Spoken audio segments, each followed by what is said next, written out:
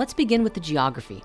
Now, the legends of Mu suggest that it was a massive continent in the Pacific Ocean, and there are a few accounts as to what this place looked like. While James suggested it was a long continent with rolling hills and many rivers, Drumfellow's account in the Flower of Life book suggested it was not a single island, but a stretch of islands of varying sizes, a massive archipelago ranging from the area around Hawaii through Polynesia and all the way to Easter Island. In floor maps of the Pacific Ocean, you can see this stretch of mountainous bodies underwater, which could have had both massive islands as well as supporting many little islands as well, were it at the surface of the ocean.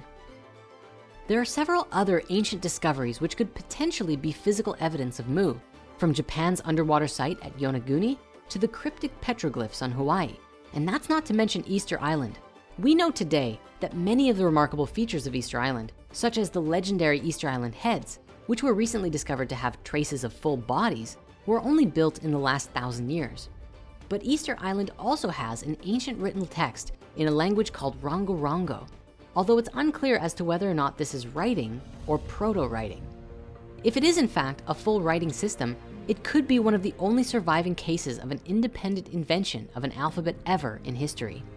These surviving tablets are a huge mystery for us today, as the language has still not been deciphered. When we put these findings together, it seems to indicate higher levels of advancement in ancient cultures than we currently understand, which is made even more interesting because of the remote location seemingly in the middle of nowhere. Looking to the Rapa Nui people of Easter Island, we actually find a similar story to the legends of Mu. In one of their creation myths, we find a story of a great and beautiful continent that they called Hiva. One night, the king of Hiva received a message in a dream that his land would sink, and sure enough, this vision came to pass. Thanks to the king and his dream, however, the people were guided to a new land, which was Easter Island, and there they survived the disappearance of their homeland. Historical and scientific investigations on the people of Easter Island suggest that Polynesians from the Marquesas Islands traveled from the west to their new home.